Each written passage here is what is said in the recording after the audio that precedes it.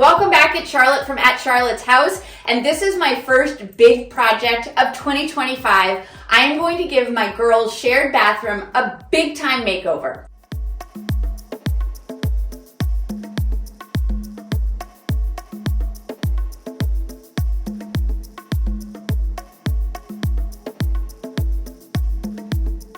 This space has looked 1,000,000,000% worse, but let's start with the obvious. It's pretty cluttered. There's a lot of things on the counters, and they've done a pretty good job putting stuff into drawers, and I've given them some like random storage pieces that we just had kicking around, but it's still just a hot mess. There's this weird gap between the vanity and the wall, so I actually found a beautiful storage piece on Facebook Marketplace that I think will be a good fit for that space and provide some hidden storage. So like all of this stuff can go away. I don't hate this vanity. I thought about painting it, and I still might, but white is a pretty neutral color. So I am gonna swap out the hardware, but I'm gonna leave the counter and I'm gonna leave the faucet. That's gonna save me some money. I've decided that I'm gonna go ahead and mix some metals. So I am gonna swap out that light, but I'm gonna bring in some aged brass. I'm gonna do something about these walls. Let me turn off the lights because I don't know if you can tell. They're a pretty solid gray, and I don't love gray. This kind of cheesy roller shade I have plans for. I already started taking down the art, but this alcove back here where the toilet sits, I feel like I can bring in some storage there as well, like maybe something over the toilet right here. I'm gonna trim out the mirror. This is a really basic mirror, and I don't wanna take it off the wall, but I have some really fun plans for that. This guy is going immediately. Guys, say no to boob lights. We are not having that. And then, like I said, the floor is harmless, so I will bring in some cute textiles, and then here's the rest of the shower. So it's not my first choice, but it's fine. I need to change out the doorknobs in the entire house. I am starting out this project like I do every project, which is clearing the space out. My daughters are in middle school, and that means there's just a lot of stuff everywhere. I don't know what they get up to in this bathroom, but they are starting to spend a lot of time in there. I'm really looking forward to some storage for all of their potions and products that they have collected. So this is me kind of assessing the damage. This year they got into decorating the rooms for Christmas, so that ottoman was actually a holiday project I made years ago. It found its way into the bathroom. I think they were sitting there putting on makeup, or I don't even know what, because they don't wear makeup to school, but I guess it's fun for them to play around. My least favorite part of every project is obviously the prep. I am trying to be better about this, so you can see me wiping down the baseboards, cleaning the wall. I'm pretty good about removing switch plates because that does make my life easier, but future Charlotte always appreciates good prep. I have something really fun planned for the walls in this space. Bathrooms aren't ideal for wallpaper because of the humidity, but I still wanted some fun patterns, so I'm actually gonna bring in a faux painting treatment, so look forward for that. In theory, I could do the pattern on these walls right on top of that gray, but why would I do that? The gray is so dreary.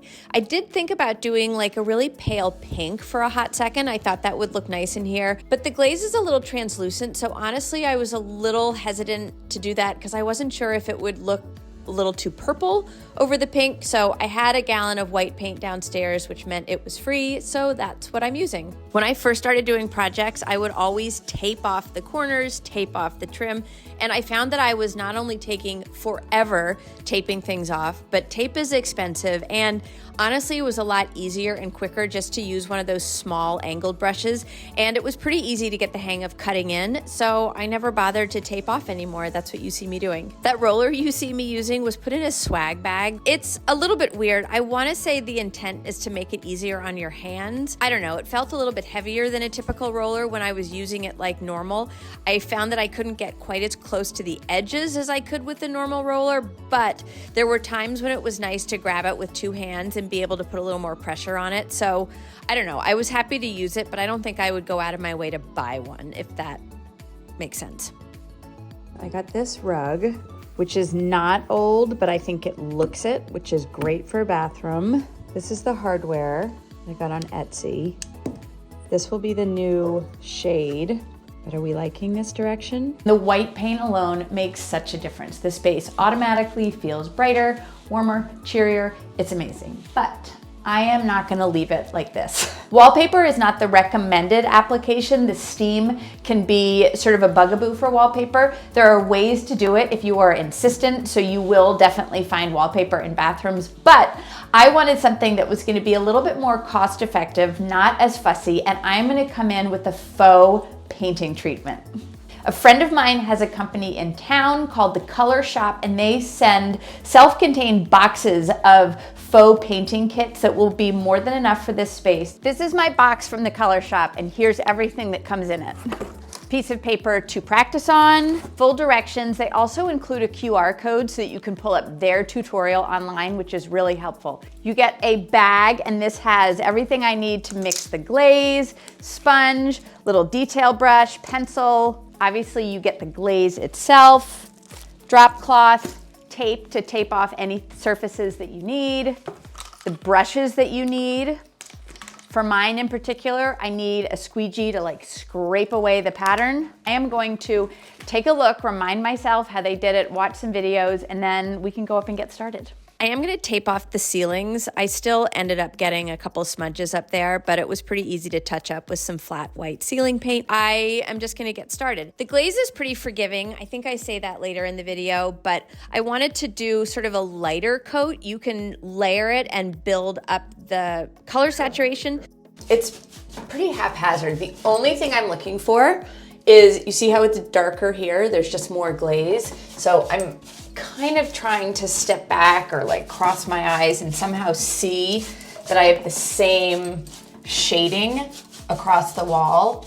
You have to work in sort of small-ish sections just because the glaze, it doesn't dry right away, but obviously it'll dry eventually. For this project, I finally remembered to start on the least conspicuous wall. I will often just jump in and start a project front and center, and then when I inevitably make mistakes or screw up, it is right there at the most obvious place. So this was a win. There's a good clip of how easy it is to fix a mistake with this glaze. I did one swoop that was a little bit crooked, so I was able to grab my brush, just feather the glaze back on top, and try it again. Turns out this pattern is actually pretty handy to get the hang of. The one tip that they gave me at the Color Shop is not to start one of your little arches on the same plane as the second one. I don't know if that makes any sense, but if you think about ending and starting them all on different places, then you don't end up with some weird kind of pattern that you don't want. You really want this to look erratic and haphazard, and that's exactly how this is. Your hand naturally goes in certain directions better than others, so you can see that there are places when it was a little bit herky-jerky for me to do that swoopy thing with my hand, but I definitely got better as I went on. But I also think that the nature of this pattern is that it really isn't meant to be perfect. It is meant to be super haphazard and erratic, and I just love the way it turned out. I built this shelf as part of a campaign, so it actually lives over on my social media. I just didn't get the right video, but it was a pretty easy build, and I obviously had to paint it. So I asked the girls, and one of them suggested pink, and I had some pink on hand, so yay, more free paint, and it looks so cute. All right, the project for this afternoon is replacing that light and that light. No more boob light, and then I think we can do better than that. So while it's still light outside, that's what's gonna go where the boob light is. I shared this on social media, and someone asked how hard it was to replace lights, and I'm here to tell you that obviously I am not an electrician, but I find replacing pendants and lights to be one of the easier DIYs you can do, especially if you have a modern house with modern electric. When I first started doing this, we lived in this old historic home, and so there was no guarantee that when I looked at the electric box that I would see normal wires like we're used to now. But this current house is up to code, and it's really easy. You're basically just attaching white wires to white wires and black wires to black wires, and there's not too much to it. And because you're turning off the electricity, you're at like not really any risk of getting electrocuted. So I would say this is definitely a project that you could do on your own. I have replaced just about every light in this house, and it has probably saved me a lot of money. I'm going to replace all this hardware. Originally, I wanted to paint this vanity, but it's not wood. And so to paint this, I would just, I don't know, it's a lot of steps, and I'm not into it right now. So let's do the hardware. I had a couple of questions about these lights because you'll notice that I'm beginning to mix some metals. I may or may not change the faucet on the vanity because that's still that shiny nickel, but all of the faucets and fixtures in the shower right across the bathroom are also that silver nickel. So regardless of what I replace, I'm always gonna have some silver because we don't need to replace everything in the shower. I think for a bathroom, that's fine. It is what it is. This is my girls' room. It's not gonna be an architectural digest or anything, so that's up to you.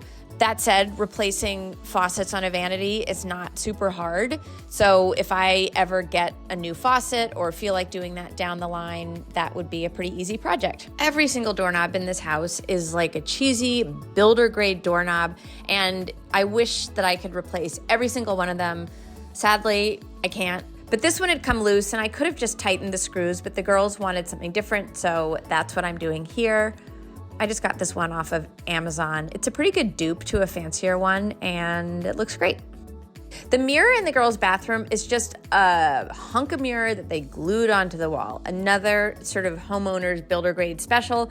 I could easily have taped off the mirror and tried to pry it off the wall, but I don't know, something about like potentially breaking the glass and what would I find on the drywall behind it. It just felt like opening up a can of worms. And again, it's a kid's bathroom. So what you see me doing here is prepping the trim. I had an idea to trim out the mirror with something sort of cute. The mirror is right up against the wall and the vanity, so I don't have too much room to play with, but I'm using those wooden half rounds. I got them off of Amazon. I think they're about 1.5 inch in diameter. And then what you see me doing here is gluing them onto a little skinny piece of trim. I didn't want to have to glue every single one of those onto the mirror individually, so I figured the trim would be a nice way to sort of lighten the load and make it easier. It also means that I can make them totally dead straight. So I am just using wood glue. I'm gonna let this set up for a day, and then I went back in with some primer, and I believe I'm using a semi-gloss spray paint just in a plain white. I'm tackling the final project in the girls' bathroom, and this is the mirror. I didn't want to risk pulling the mirror off because that can often damage the drywall, and I didn't want to get into it, but I do want to make the mirror look a little cuter, so I made this trim. This trim is adorable. I love it. I'm a little worried that this isn't perfectly straight, so like I don't know how much of this will be in contact with the glass, but we're gonna try it. We're gonna learn something new. So let's do it. Don't think I didn't consider using a pink or a blue, but the pink that I used in there and the blue on the walls, it's a pretty specific color, and when you're dealing with spray paint, you're kind of limited. So a really pale pink certainly would have been cute, but I figured a white would just kind of fit in, and why not? When it came to mounting the trim, I think I said before, do you see how close the mirror is to the wall and to the vanity? That meant that I couldn't mount it right onto the drywall, which I think would have been ideal. So I have to glue this onto the mirror itself. I found a glue that was recommended online. It's intended for glass, and I'm just following the sides of the mirror so I don't have to worry too much about making sure my trim is level. I'm just lining it up with the edges of the mirror. And then I'm using my favorite frog tape delegate to tape it in place. Now, one thing I didn't account for, and I don't think it's a problem because this trim isn't super heavy, the trim ended up warping ever so slightly. It's a pretty thin piece of wood, and that's just kind of what happens. So I did my best to keep it in place with the tape, but there's just a little bit of room on a couple of the corners. It's been about 12 hours, so this glue has set up as much as it's gonna set up. I can tell just from pressing on it that the trim has warped ever so slightly, so the corners aren't touching the mirror.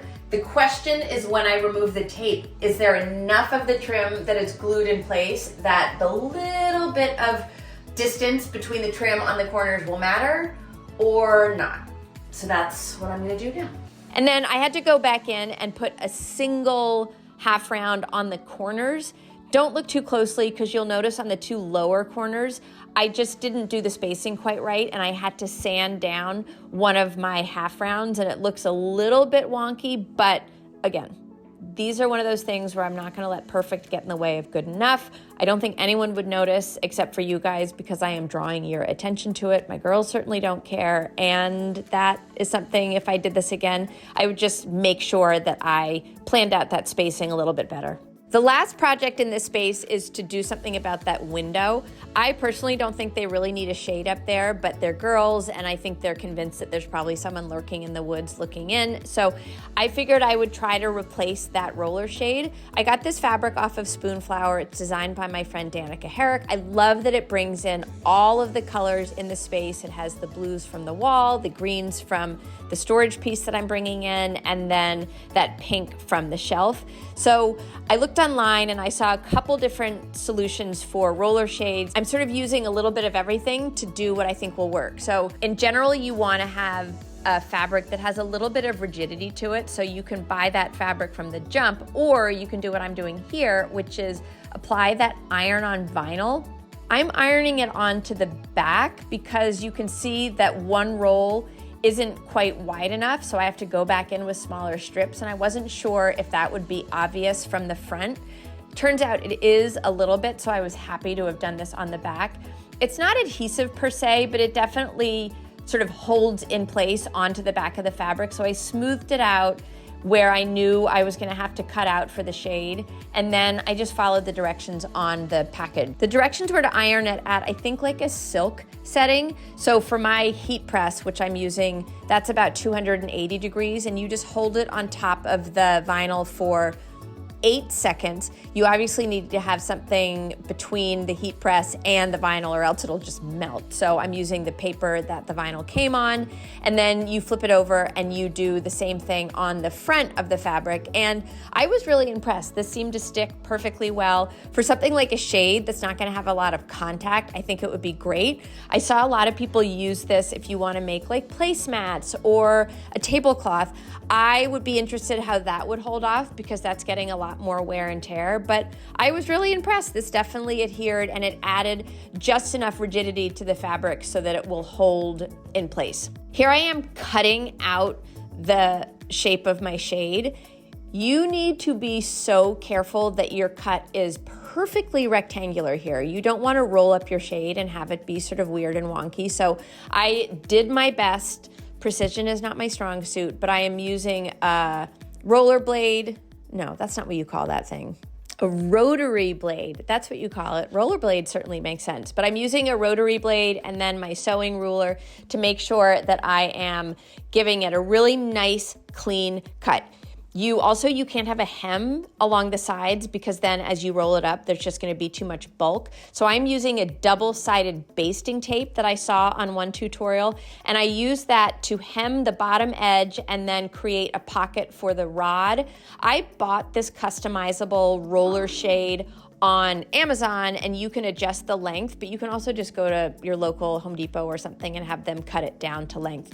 And then you're just gonna remove the vinyl shade that came with it and replace it with your own. So I use that double-sided basting tape to also stick the fabric onto the shade. And it was really sticky, it worked super well. I learned the hard way that these roller things, they only go one direction. So of course I mounted my fabric on the first time and it was the wrong way. And so I just had to do it again.